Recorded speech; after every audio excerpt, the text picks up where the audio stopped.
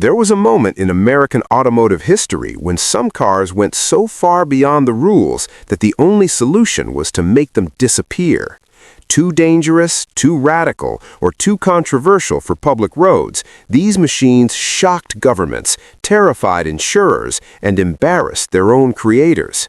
What remains today are whispers, rare photos, and unbelievable stories. These are the ultra-banned American cars you won't believe were ever real. The Tatra 87 occupies a strange and unsettling place in automotive history because it was not a failure in the usual sense. It was brilliant, advanced, and in many ways far ahead of its time. And yet, it was also genuinely dangerous in a way that felt almost intentional, as if engineering ambition had raced far beyond the limits of human skill and infrastructure. The Tatra 87 was not a bad car. It was a car that demanded more from its driver than most people could give, and during one of the most violent periods in European history, that mismatch became deadly. Introduced in the late 1930s, the Tatra 87 was an engineering marvel. While much of Europe was still building conservative, upright sedans with front-mounted inline engines, Tatra went in an entirely different direction. Designed under the influence of Hans Ledwinka and aerodynamic pioneer Paul Géré, the 87 featured a streamlined body inspired by aviation principles. Its teardrop shape, enclosed rear wheels, and distinctive central fin gave it an appearance that looked futuristic even decades later. At a time when most cars struggled against air resistance, the Tatra sliced through it. Power came from an air-cooled rear-mounted V8 engine, an extraordinary choice for the era. This engine was lightweight, compact, and remarkably smooth. Combined with the car's aerodynamic efficiency, it allowed the Tatra 87 to reach speeds that were shocking for a pre-war sedan. Depending on conditions, it could approach or exceed 160 kilometers per hour, a figure that put it in the realm of high-performance sports cars of its day. On the newly built autobahns, this made the Tatra one of the fastest road cars in continental Europe. And that is where the danger began. The Tatra 87's layout was radically unconventional. With the heavy V8 mounted behind the rear axle and a swing axle rear suspension, the car had extreme weight bias toward the back. At moderate speeds, this gave the car good traction and a smooth gliding feel, but as speeds increased, especially on imperfect roads, the handling characteristics became treacherous. Lift off the throttle mid-corner or make a sudden steering correction, and the rear of the car could swing violently outward. Once that motion started, it was very difficult to stop. The swing axle suspension made things worse. Under hard cornering, the rear wheels could tuck inward, changing camber dramatically and reducing grip at exactly the wrong moment. Combined with the rear engine's momentum, this could result in sudden, uncontrollable oversteer. Modern drivers talk about snap oversteer with mid-engine cars, but the Tatra 87 delivered something far more primitive and unforgiving. There were no electronic aids, no wide modern tires, no advanced braking systems. When it went wrong instantly. During World War II, this danger took on a darkly ironic reputation. After the German occupation of Czechoslovakia, many Tatra 87s were confiscated and pressed into use by German officers.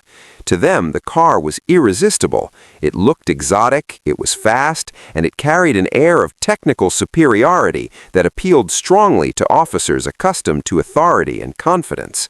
On empty highways, the temptation to drive fast was overwhelming. The results were catastrophic. German officers, often inexperienced with rear-engined vehicles and unprepared for the Tatra's unique handling, crashed with alarming frequency. Reports and local stories described cars leaving the road at high speed, spinning without warning, and killing their occupants outright. The combination of speed, narrow pre-war roads, and unforgiving dynamics proved lethal. The crashes became so common that the car earned a grim reputation among locals. This is where the legend was born. Czech civilians began referring to the Tatra 87 as the secret Czech weapon, a machine that killed more German officers than armed resistance ever could. The story spread quickly, and while some details were undoubtedly exaggerated over time, the pattern was real enough to cause concern. Eventually, the Wehrmacht quietly restricted or outright banned the use of Tatra 87s by its officers. There was no public announcement, no official acknowledgement. The car simply disappeared from their hands, reassigned away from front-line or high-speed use. That silence speaks volumes. What makes the Tatra 87 especially fascinating is that its danger was not the result of incompetence or negligence, it was the result of brilliance taken too far. Aerodynamics, rear-engine packaging, lightweight construction, and high-speed cruising were concepts decades ahead of mainstream thinking, but the roads, tires, driving training, and safety understanding of the time were not ready. The Tatra 87 existed in a future that had not arrived yet, and those who drove it paid the price. Owners who survived long-term use often spoke of the car with a mix of awe and fear. At speed on a straight road, it felt magnificent, stable, and eerily quiet. The engine hummed behind you like an aircraft power plant. But every corner demanded respect. Every downhill curve was a test of nerve and judgment. One mistake could be fatal. This was not a car that forgave arrogance. In the post-war years, Tatra moved on, and the 87 gradually faded from public consciousness. It was never officially condemned, never recalled, never publicly blamed for its reputation. Today, it is celebrated in museums and concours events as a masterpiece of pre-war engineering, and in many ways, it deserves that admiration. But that admiration often comes sanitized, stripped of the fear that once surrounded it. The Tatra 87 is a reminder that progress is not inherently safe. Innovation can outpace human ability, infrastructure, and understanding. It stands as proof that a car can be both a triumph and a killer, both visionary and terrifying. Its legend as a silent weapon of war may be half myth, half truth, but its reputation for instability and lethal speed is entirely earned. In the end, the Tatra 87 was not cursed. It was simply honest. It delivered exactly what its design promised: speed, efficiency, and modernity, without mercy for those who misunderstood it. And in an era defined by overconfidence and destruction, that honesty proved deadly in the most unexpected way. The early competition versions of the Renault Alpine 110 sit at a deeply uncomfortable intersection between brilliance and danger, because they were not flawed in the usual sense. They did exactly what they were designed to do, and that was the problem. The A110 was a weapon built for speed, agility, and domination on twisting roads, created in an era when engineering courage routinely outran safety thinking. In the right hands, it was unstoppable. In the wrong hands, it was lethal. The Alpine A110 was born from obsession with lightness. Jean Redelet understood something fundamental. Power was optional, weight was not.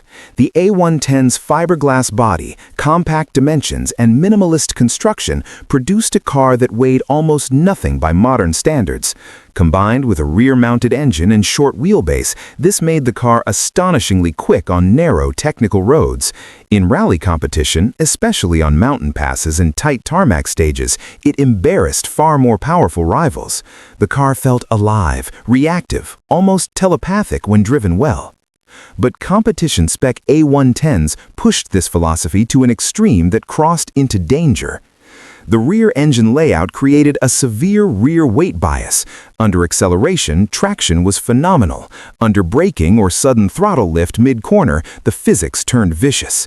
The rear mass carried momentum that could not be negotiated with small corrections. Once the rear began to rotate, it rotated violently. This was not progressive oversteer that could be caught and balanced. It was snap oversteer, arriving instantly and punishing hesitation with spin or impact. Drivers who survived these cars consistently described the same sensation. Everything felt fine, even brilliant, right up until the moment it wasn't. There was no warning tremor through the steering, no gradual loss of grip. One moment the car was glued to the road, the next it was sideways at speeds where recovery was almost impossible. In narrow mountain stages bordered by cliffs, trees, or stone walls, the consequences were immediate and often fatal. The danger was amplified by the near-total absence of safety equipment.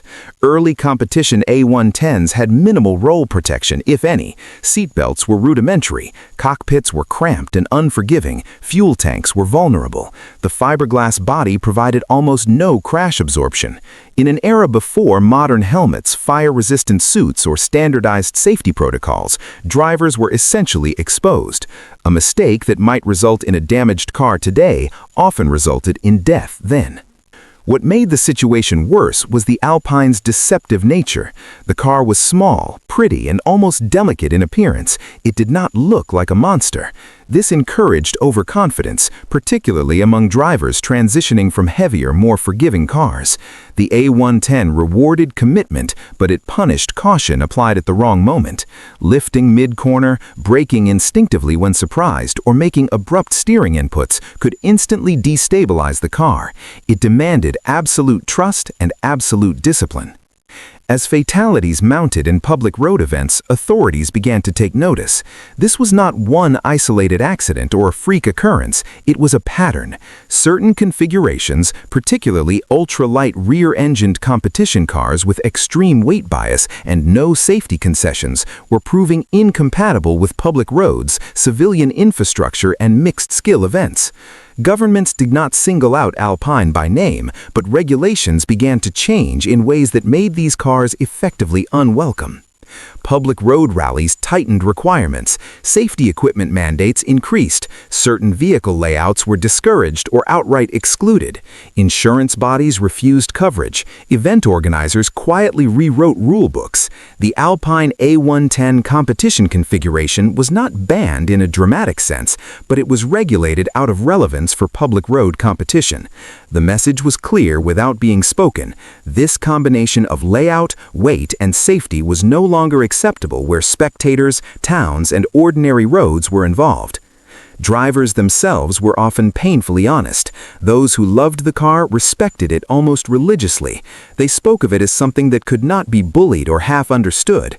One former competitor described it as a razor blade with wheels, explaining that it was magnificent only if you never forgot what it could do to you. Others admitted that even years later, the memory of sudden spins and near misses still haunted them. The tragedy of the early A110 competition cars is that they were too good at what they were built for. They represented a pure philosophy of performance, stripped of compromise, created before the sport accepted that human error must be assumed, not punished with death. The car did not forgive because forgiveness was not part of its design brief. Today, the Alpine A110 is celebrated as a legend. Its rally victories, its elegance, its engineering purity are rightfully admired. But that celebration often smooths over the darker truth. The early competition cars were dangerous in a way that modern enthusiasts rarely experience. They were not just fast, they were unforgiving, merciless, and entirely indifferent to fear. Governments did not ban the Alpine's name because the problem was larger than one manufacturer. They banned an idea. The idea that extreme performance cars with brutal handling traits and minimal protection could safely coexist with public roads and amateur competition. The Alpine A110 simply became the most visible example of why that idea had to die. In the end, the early competition A110 stands as both a triumph and a warning. It proved how far lightness and balance could take a car, and it proved just as clearly how thin the line is between mastery and catastrophe. It remains a reminder that speed achieved without safety is not bravery, but borrowed time, and that some of the greatest legends in motorsport were written in victory and blood at the same time. The early series Lancia Beta is one of the most tragic and damaging chapters in European automotive history, not because it was slow, ugly, or conceptually wrong, but because it collapsed from the inside out. It was a car that should have saved Lancia, and instead crippled it so thoroughly that the brand never truly recovered. The Beta did not need to be officially banned worldwide to be lethal to a company's reputation. In practice, it became something worse, a car quietly deemed unsafe, region by region, authority by authority, until trust evaporated completely. When the Lancia Beta was introduced in the early 1970s, it looked like the beginning of a renaissance. Lancia was still respected for engineering excellence, advanced suspension design, refined road manners, and a certain intellectual prestige that set it apart from other Italian manufacturers. The Beta was modern, front-wheel drive, well-packaged, and genuinely enjoyable to drive. Road testers praised its handling, steering, and balance. On the surface, it appeared to be exactly what Lancia needed to survive in a changing market. What no one outside the company fully understood at the time was that the Beta was sitting on a ticking structural time bomb. The root of the disaster lay in corrosion protection, or more accurately, the catastrophic lack of it. In a cost-cutting move after Fiat took control of Lancia, steel sourcing and rust-proofing processes were altered. Whether through poor quality steel, inadequate galvanization, rushed production, or a combination of all three, early Betas began to rust at a rate that shocked even owners accustomed to Italian cars of the era. This was not cosmetic rust, this was structural decay. Subframes, suspension mounting points, floor pans, sills, and inner wings began to dissolve alarmingly fast, especially in damp or salt-heavy climates like the UK, Northern Europe, and parts of Germany. Cars that were only a few years old showed corrosion levels normally associated with vehicles twice their age. Owners reported bubbling paint within months, holes forming within years, and structural weakening that was both visible and terrifying. The most horrifying aspect was where the rust attacked. On many early Betas, corrosion targeted the front subframe and suspension mounting points. As these areas weakened, the integrity of the suspension geometry collapsed. In extreme cases, suspension components detached while the car was in motion. Wheels shifted position, steering alignment failed, control arms tore free from rotted metal. These were not theoretical risks or isolated anecdotes, they happened repeatedly. In several countries, especially the United Kingdom, government agencies and consumer safety bodies began investigating. Vehicle inspectors encountered Betas that could no longer be safely lifted because their structural members were too compromised. Roadworthiness tests failed cars in shocking numbers. In some regions, local authorities effectively declared certain early Betas unsafe for continued use, not through dramatic bans, but through refusal to certify them as roadworthy. Insurance companies noticed. Resale values collapsed. Dealerships struggled to take Betas as trade-ins because the liability was too high. Owners found themselves driving cars that felt wonderful dynamically, but inspired constant fear underneath. One former owner famously recalled pushing his thumb through what looked like solid metal near the suspension turret. Another described hearing a loud crack while cornering, only to discover that a suspension mounting had torn through rusted steel. Public perception turned brutal. The press, once enthusiastic, turned hostile. Stories spread faster than Lancia could respond. The idea that a premium, engineering-led brand had produced cars that could structurally disintegrate while driving was devastating. Worse still, Lancia's response was hesitant and inconsistent. Rust warranties were unclear. Repairs were expensive and often temporary. Some cars were repaired only for corrosion to reappear within months. In certain markets, importers quietly restricted sales of early Beta models or pushed heavily revised later versions with improved rust-proofing. But by then, the damage was irreversible. The Beta name itself became toxic. Jokes circulated that Betas dissolved faster than they could be serviced. In Britain, the phrase Lancia rust became shorthand for terminal corrosion, a reputation that spread to models that were actually far better built. Lancia tried to move on, but the shadow followed. Later Betas were improved significantly. Rust protection was upgraded, structural integrity improved. In isolation, these later cars were decent, sometimes excellent, but no one trusted them. The early series disaster had poisoned the well. Buyers stayed away. Dealers struggled. Lancia's carefully cultivated image of precision and quality was replaced by suspicion and mockery almost overnight. Internally, the company never truly confronted the Beta era in public. There was no grand admission, no decisive reckoning. Instead, the strategy was quiet erasure. Marketing avoided the Beta name. Heritage history skipped over it with uncomfortable brevity. It was as if acknowledging the full extent of the failure would reopen wounds that never healed. Former owners often speak with a unique kind of bitterness, not anger, not hatred, but sadness. Many loved how the Beta drove. They loved its balance, its steering, its character. That is what made the betrayal feel personal. One owner summed it up perfectly by saying, "It was the best car I ever drove that tried to kill itself underneath me." The P Trident and P50 represent a category of automotive failure that is almost philosophical rather than mechanical. They were not badly built in the conventional sense, nor were they unreliable, scandalous, or poorly engineered for what they were intended to be. Their problem was far more fundamental. They were simply too small, too exposed, and too incompatible with the direction modern traffic was taking. What made them fascinating also made them unacceptable, and that contradiction is why they quietly disappeared from the road and survived only as curiosities. When the P50 and its slightly more futuristic sibling, the Trident, appeared in the early 1960s, they were born from a very specific vision of the future. Cities were growing crowded, fuel efficiency mattered, and the idea of ultra-minimal personal transport seemed logical.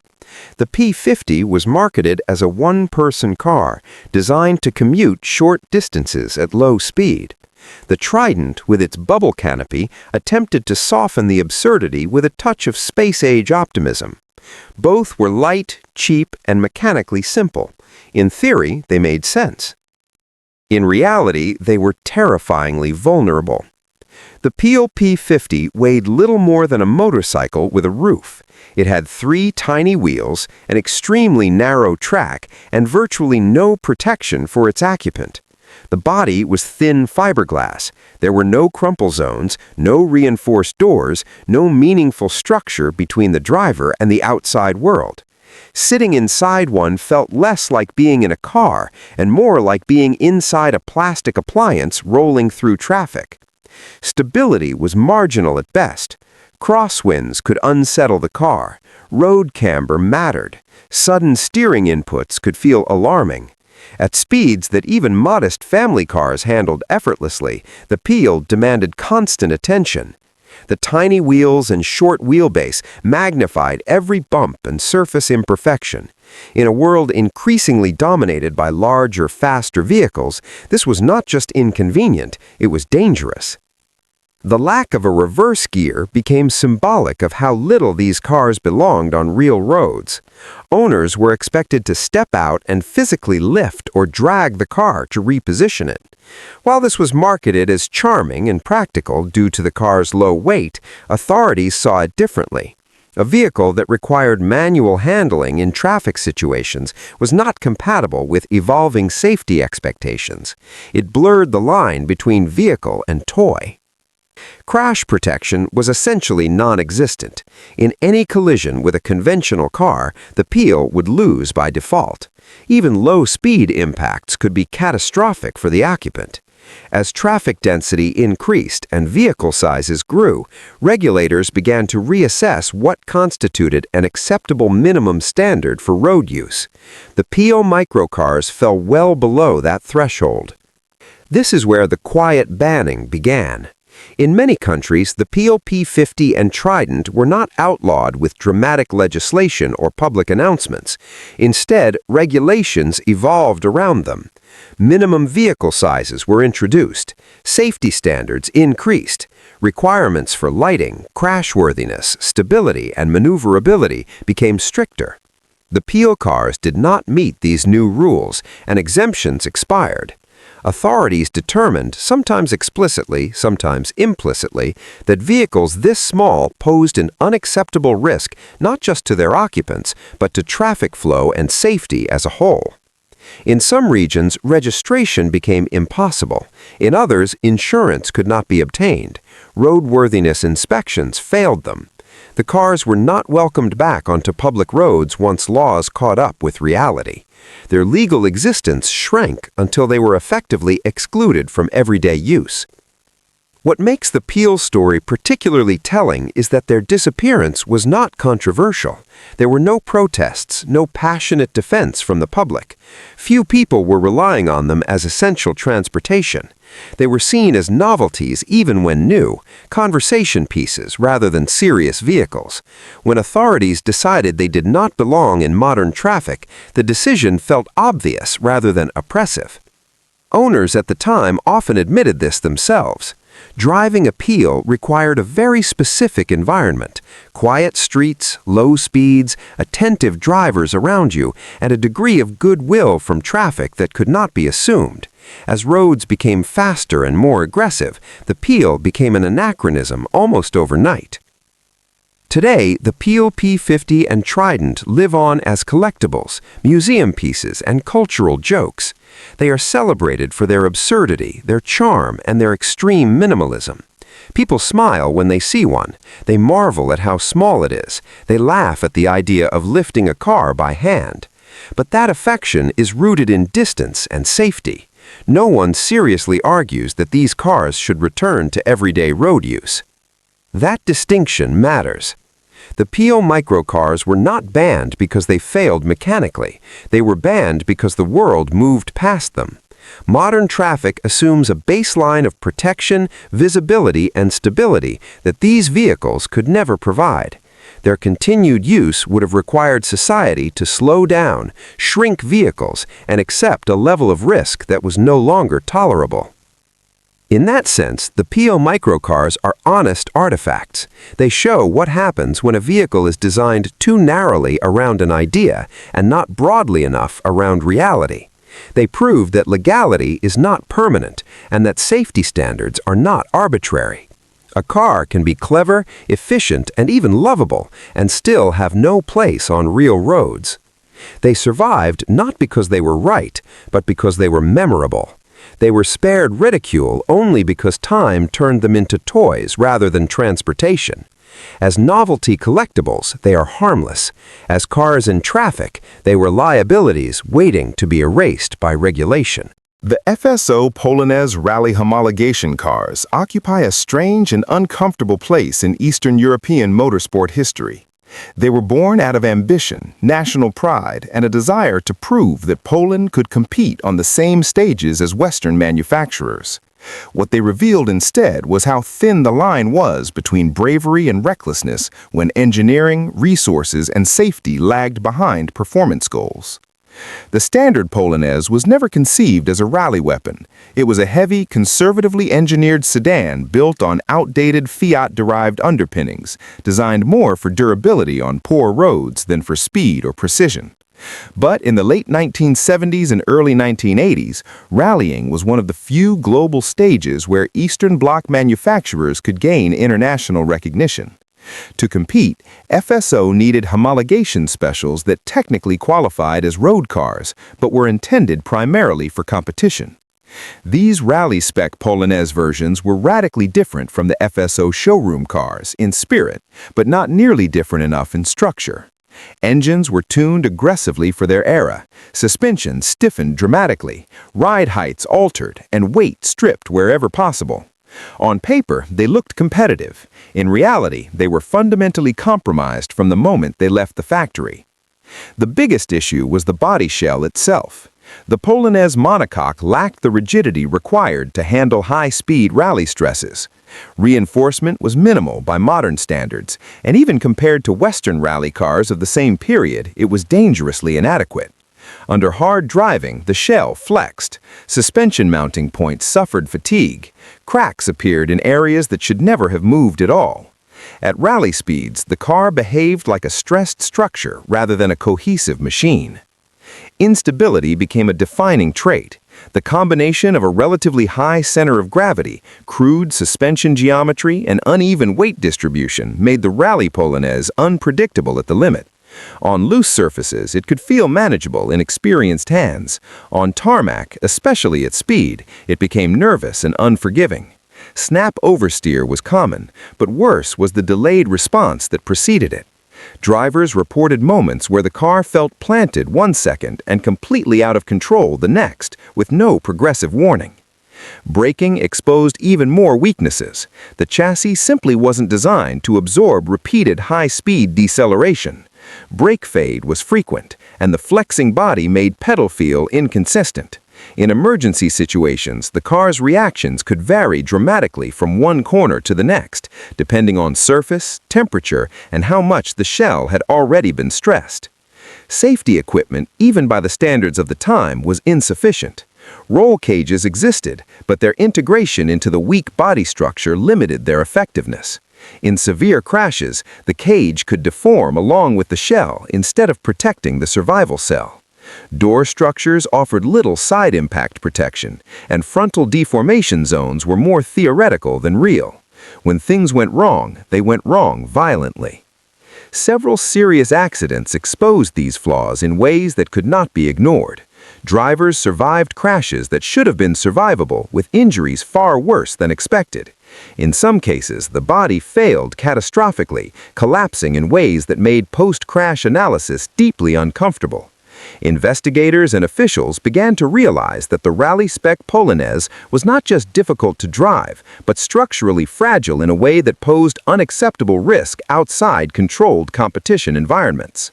This is where the quiet bans began to appear. While the standard road-going Polonez continued to be sold and registered, the homologation rally versions became increasingly restricted. Authorities determined that these cars, in their competition specification, did not meet minimum road safety standards. They were not illegal because of speed alone, but because their structure could not reliably protect occupants in real-world traffic accidents. The same features that made them competitive on stage made them liabilities on public roads. In some countries, registration was denied outright. In others, previously registered cars lost their road legality after inspections or regulatory updates. Insurance companies refused coverage. The cars were effectively confined to closed-course competition or private ownership without road access. Unlike famous Western homologation specials that later became collectible road icons, the Rally Polonez was quietly erased from public use. What makes this story particularly tragic is that the drivers often knew the risks, but accepted them out of necessity. Many Eastern European rally drivers of the era spoke later about how much courage it took to push these cars at speed, not because they were powerful monsters, but because they felt structurally vulnerable. The fear wasn't just losing control, it was knowing that if control was lost, the car itself might not protect you. In retrospect, the Rally Polonez stands as a symbol of ambition outpacing infrastructure. It wasn't a joke car, and it wasn't incompetently designed.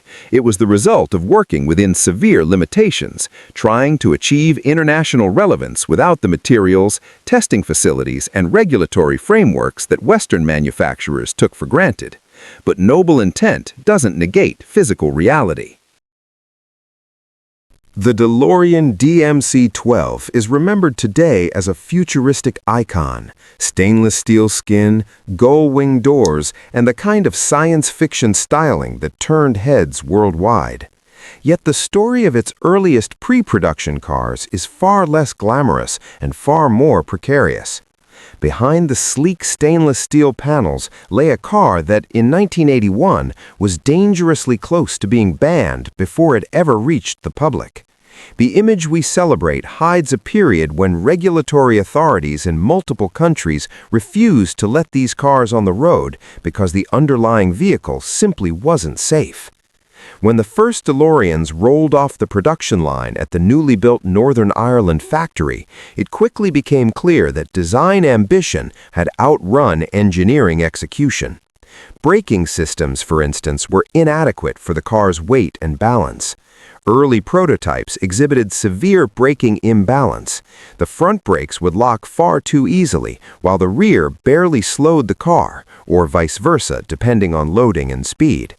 On wet roads or during emergency stops, drivers described the pedal going soft, the car yawing unpredictably, and the sensation that control could vanish without warning.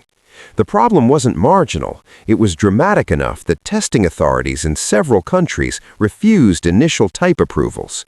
The chassis itself compounded the danger.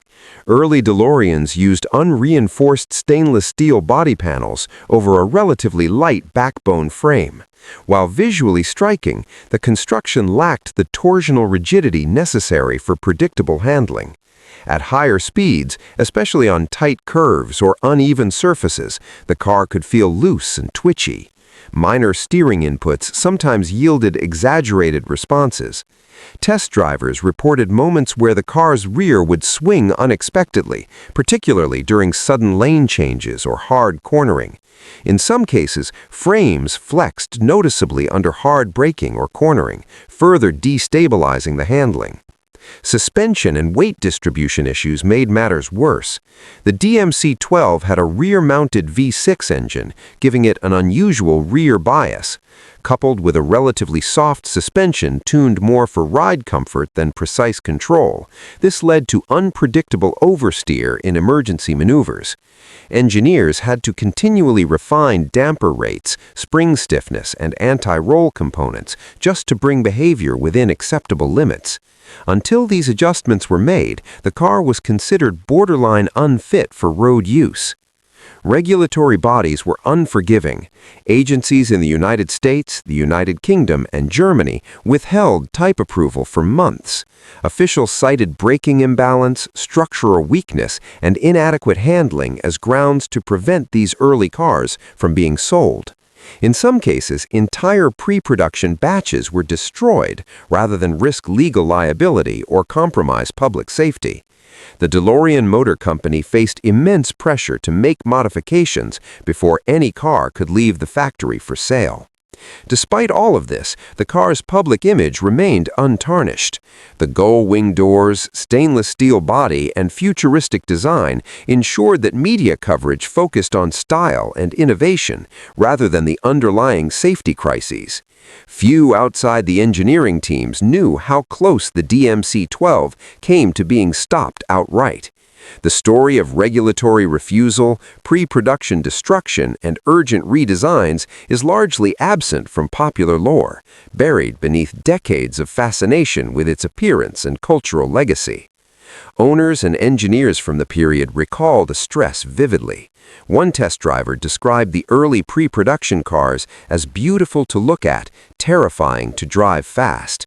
Another remembered watching the car's rear step out on a wet test track and realizing that without rapid intervention, it could easily end in a crash. These experiences underscore that the DMC-12's safety issues were not minor oversights. They were fundamental engineering problems that could have derailed the project entirely. The modifications that ultimately allowed the DMC-12 to reach consumers included recalibrated braking systems, strengthened frame components, refined suspension geometry, and additional structural bracing. Once these changes were implemented, regulators granted approvals and production could finally proceed. Even then, handling quirks remained, but they were within the tolerances allowed for a sports car of the era. In retrospect, the DMC-12's near ban is a sobering reminder that even the most iconic cars can hide serious problems behind a carefully crafted image. The stainless steel, gull-wing doors, and futuristic design of the DeLorean obscure a reality in which early engineering deficiencies nearly prevented the car from ever reaching showrooms. Its story is not one of outright failure or scandal, but of how regulatory scrutiny, engineering limitations, and sheer luck intersected to allow a car that could have been rejected and destroyed, instead to become an enduring icon. The DeLorean's legacy is inseparable from its visual identity, yet that image belies how precarious its early existence truly was. In those first months of pre-production, it teetered on the edge of being deemed unsafe, effectively banned and consigned to the scrap heap. The DMC-12 we know today exists because engineering corrections saved it from the fate that early prototypes came dangerously close to facing. And the world largely never knew just how close it had been. The Zastava Yugo Cabrio is a rare case of a car that took an already questionable design and amplified its vulnerabilities in ways that made regulators recoil. While the standard Yugo hatchback had its share of fragility and unpredictable handling, the cabriolet version pushed those problems to extremes. It was not just a matter of poor build quality, it was a vehicle that, in structural terms, should never have been on public roads, and in several countries, authorities recognized this immediately. The cabriolet's core issue was its chassis. By removing the roof, Zastava stripped away one of the most critical structural components in any unibody car. Roofs are not mere cosmetic panels, they provide torsional rigidity, help maintain suspension geometry under stress, and protect occupants during rollovers. Without it, the Yugo's already flimsy steel floor pan and side structures were forced to bear loads they were never designed to handle. Chassis flex became extreme even at moderate speeds, producing a sensation that the car was alive in ways drivers could neither anticipate nor control. Hard cornering could cause the floor and sills to twist visibly, a terrifying sight for anyone sitting inside. The consequences of this flex were immediate and severe. Steering inputs were less predictable, suspension behavior became erratic, and the car's response to sudden maneuvers could shift from manageable to catastrophic in an instant. One moment the cabriolet felt like a slightly wobbly hatchback. The next, the rear could step out violently, often amplified by a high center of gravity caused by the lightweight, poorly reinforced body. Rollovers were not just a possibility, they were a common outcome when the car was pushed even moderately beyond casual urban speeds. Safety features were minimal at best. Door latches could fail in collisions, leaving occupants at risk of being ejected. Roof reinforcement was almost non-existent, meaning that any partial rollover was likely to crush the cabin. Seat belts were basic, and crumple zones were more theory than reality. Drivers described an almost palpable sense of fragility.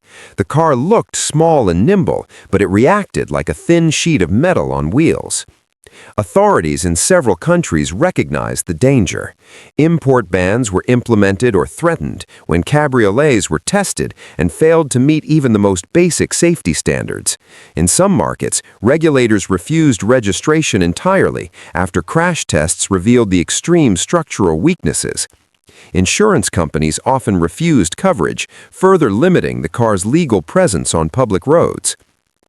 Unlike the standard hatchback, which could be tolerated for low-speed urban driving, the cabriolet simply did not meet minimum criteria for survivability. Owners who did manage to drive a Yugo Cabrio often spoke of an almost constant anxiety. It could be thrilling in theory, but the car demanded extreme attention and restraint. Even slight errors of judgment could result in catastrophic outcomes, especially in emergency maneuvers or on uneven roads. There were reports of minor collisions leading to doors popping open or chassis components warping and near rollovers at speeds that felt innocuous in conventional cars. The Cabrio version's reputation is one of rare notoriety because Zastava never publicized the risks. The company's focus was on expanding the model line, appealing to novelty buyers, and projecting an image of variety and modernization. There was no transparency about the structural compromises or the true danger inherent in the design. The combination of a weak foundation, a stripped-down roof, and minimal safety features made the cabriolet a car that should have been treated as a closed-track experiment, not a consumer vehicle. Today, the Yugo Cabrio survives almost exclusively as a collectible curiosity or as a subject of automotive humor. Its scarcity is partly due to its market failure and partly due to regulatory restrictions that prevented its widespread adoption. Enthusiasts and historians acknowledge its bizarre charm, but few romanticize its actual drivability or safety. It is remembered more for how it amplified the dangers of an already problematic platform than for anything else. The Zastava Yugo Cabrio is a stark reminder that modifying a car for style without understanding structural consequences can have fatal implications. Roofs and reinforced cabins are not optional features.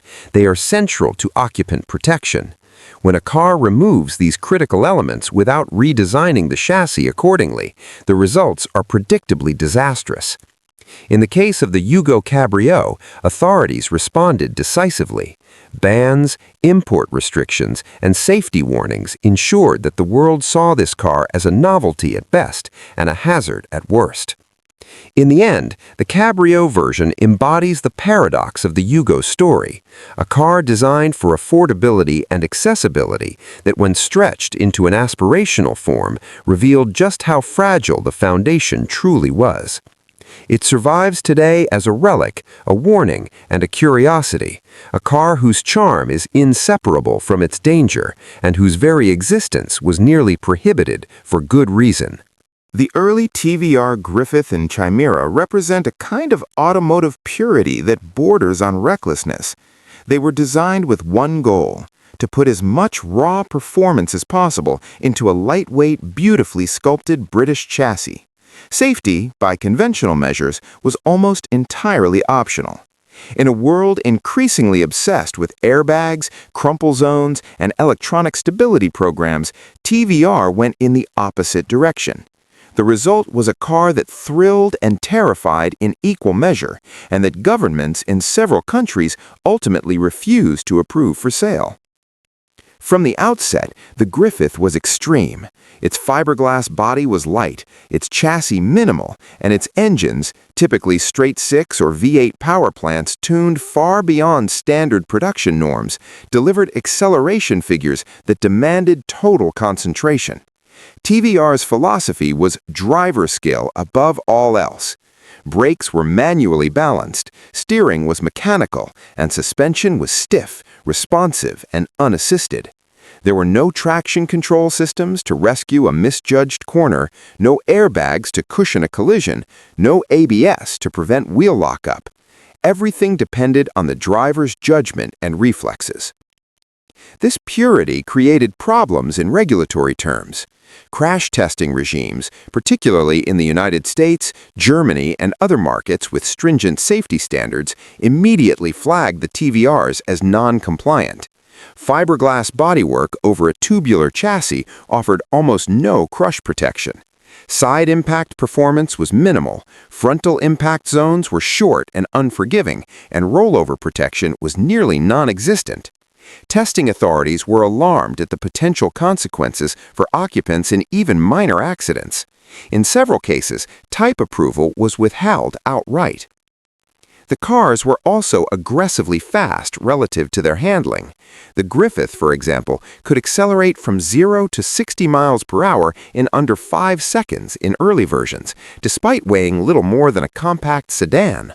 On narrow roads or wet surfaces, this created a combination of power, lightweight, and minimal stability systems that was extremely unforgiving. Drivers who were used to modern sports cars often underestimated how quickly the rear could step out under hard acceleration or cornering. Early Chimaera models, which inherited much of the Griffith's rawness in a slightly more refined package, were similarly excluded from markets that demanded predictable, testable safety performance. Authorities in multiple countries effectively banned these cars by refusing registration, certification, or insurance. The vehicles were legal in the UK, where TVR operated and regulations were more lenient, but exporting them required compliance with foreign safety mandates that the cars could not meet. Airbag requirements, seatbelt pretensioners, and crash-test performance were non-negotiable, and TVR did not equip their cars with any of these systems.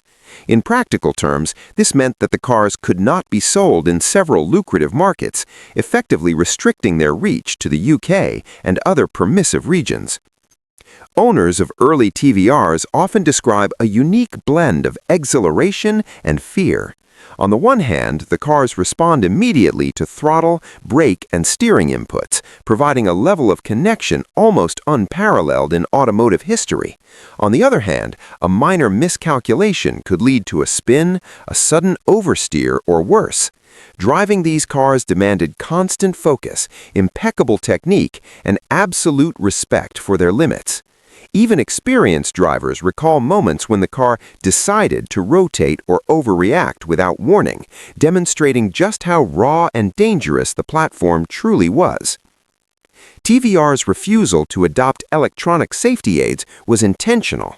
Malcolm and Peter Adams, the designers and engineers behind the cars, believed that systems like ABS, traction control, or airbags would dilute the experience and reduce driver skill as a defining factor. From a purist standpoint, they were right. The cars were more engaging and responsive than nearly anything else available. From a safety standpoint, they were liabilities. The car's exclusion from multiple markets was less about design flaws and more about the collision between TVR's philosophy and the regulatory reality of the 1990s and early 2000s. In retrospect, the Griffith and early Chimaera stand as symbols of an era when automotive extremism could coexist with production legality, but only under very specific conditions. They were not banned universally, and no one forced TVR to destroy cars or cease production. Yet their effective exclusion from multiple countries demonstrate just how far they deviated from what regulators considered acceptable risk.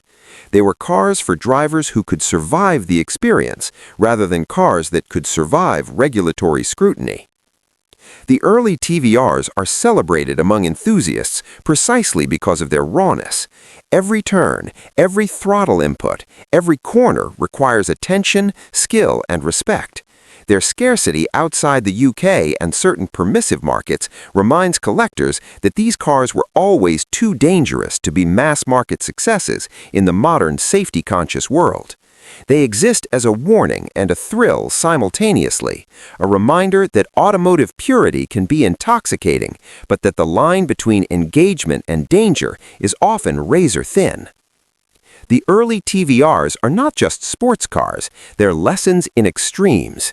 They show what happens when engineering prioritizes connection over compliance, speed over security, and philosophy over regulation.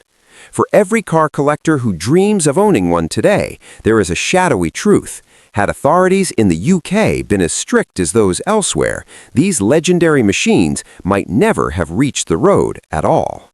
The Toyota Hilux occupies a rare and unsettling niche in automotive history where a vehicle's fame and infamy doesn't come from engineering flaws or safety scandals, but from its adoption as a tool of conflict. While the standard Hilux has long been celebrated for its legendary reliability, toughness, and versatility, heavily modified technical versions, pickups outfitted with heavy weapons, improvised armor, and reinforced suspensions became notorious in the Middle East and Africa. These adaptations transformed a civilian workhorse into a formidable instrument of war, leading governments to intervene with political bans that were, in effect, very real restrictions on the vehicle. The modifications themselves varied widely, but shared a common purpose, turning a lightweight, rugged, and dependable pickup into a mobile weapons platform.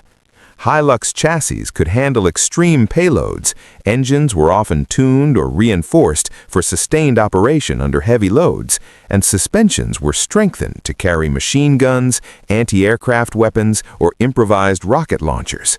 Tires were upgraded for off-road endurance, fuel tanks were sometimes relocated for added protection, and the cabin could be fitted with rudimentary armor or shielding.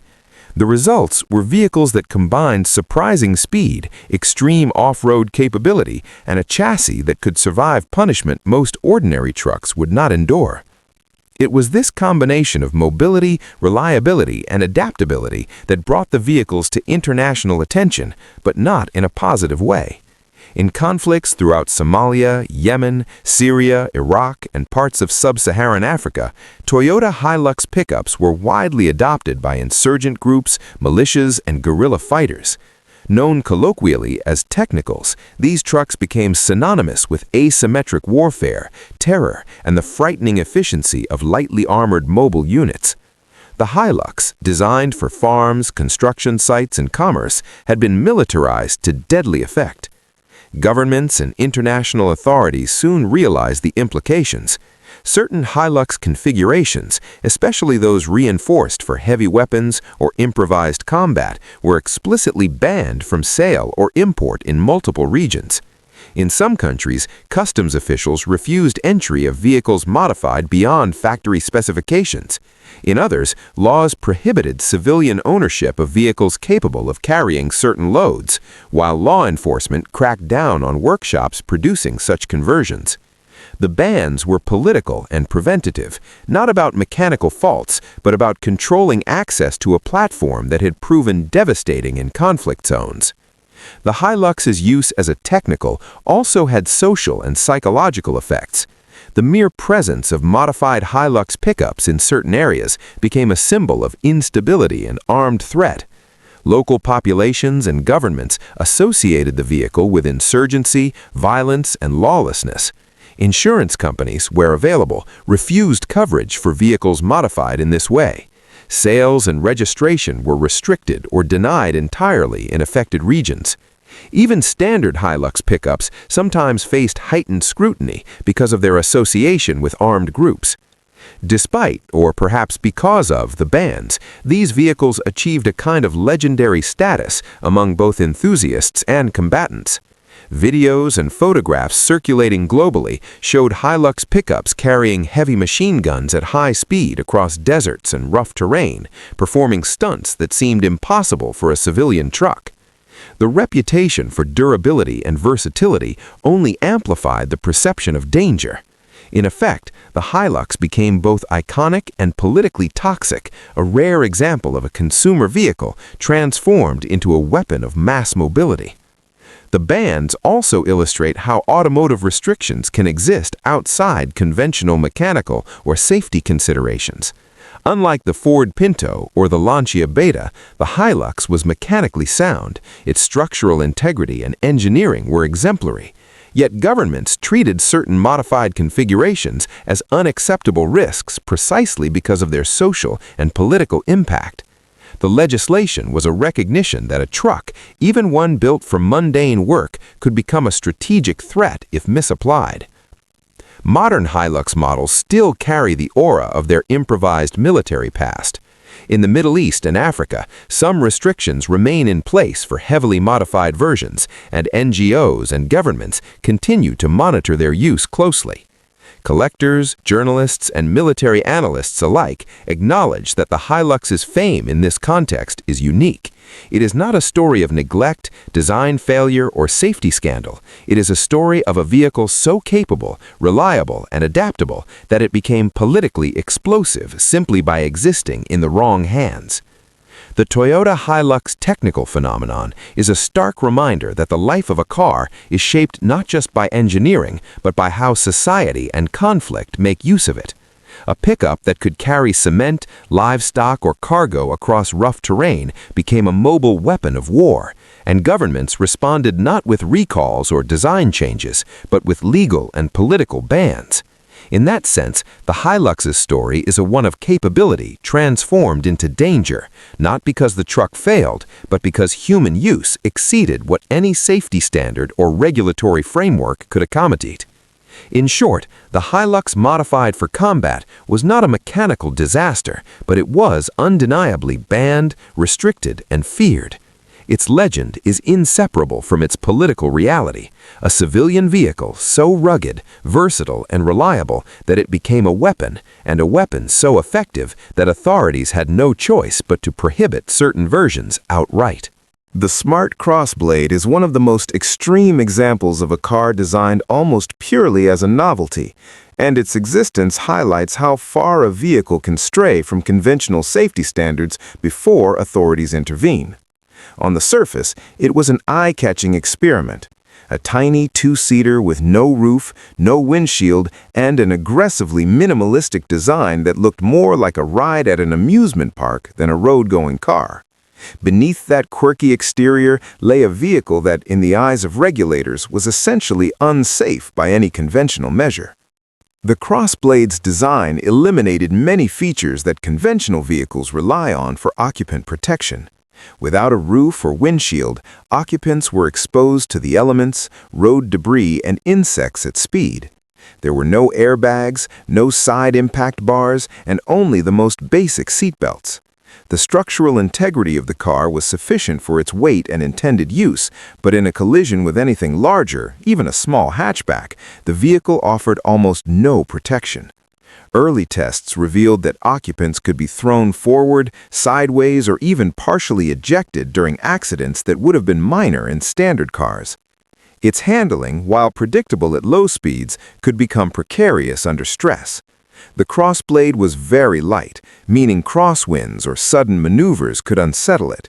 Without a roof to provide additional torsional rigidity, the chassis flexed more than in conventional smart models, exaggerating the effect of bumps or tight cornering. Drivers quickly learned that high-speed roads were particularly dangerous for such a minimalist car. Authorities across Europe and beyond reacted predictably. Many countries refused to register the Crossblade for public road use. It was not simply a matter of emissions or licensing, it was a direct judgment on safety. Governments declared that a car without basic protective features, capable of being flung off balance by minimal forces, did not meet minimum roadworthy standards. Even in Germany, where Smart was headquartered, the Crossblade could only be sold under special regulations that required buyers to accept its limitations explicitly. In countries like the UK, France, and Switzerland, registration was largely impossible, and insurers either refused coverage or demanded extreme premiums. The car's survival was therefore limited not by mechanical failure or scandal, but by legal exceptions. Only a small number were ever sold, and even then, only in jurisdictions willing to allow such a radical compromise between novelty and safety. Owners often treated the Crossblade as a weekend toy or parade vehicle rather than as practical transportation. Speed was kept low, routes carefully chosen, and occupants fully aware of the dangers. Despite its absurdity, the Crossblade captured attention precisely because of how unrestrained it was. It was a car designed to be playful, shocking, and utterly impractical, and it succeeded. Yet its popularity never translated into widespread use because reality, specifically regulatory standards, intervened. The vehicle exists today as a collector's item, a statement piece, and a reminder of what happens when automotive design prioritizes novelty over protection. In many ways, the Smart Crossblade's near ban is symbolic of the broader tension between creative automotive experimentation and public safety. It demonstrates that a car can be legal in concept, but effectively illegal in practice if it fails to meet fundamental safety expectations. It survived only under strict exceptions and in limited regions, making it one of the most legally restricted and structurally daring cars to reach production in the modern era. The Crossblade is remembered as a mechanical failure or a scandal in the traditional sense. Its danger was obvious to authorities. Exposure, fragility, and lack of protection made it inappropriate for public roads. Its rarity and notoriety come from a simple fact. It dared to exist in a form that no regulatory body could comfortably endorse. Today, it is celebrated as a bold, whimsical curiosity, but its legal and safety story reminds us just how extreme a car can be before it crosses the invisible line into illegality.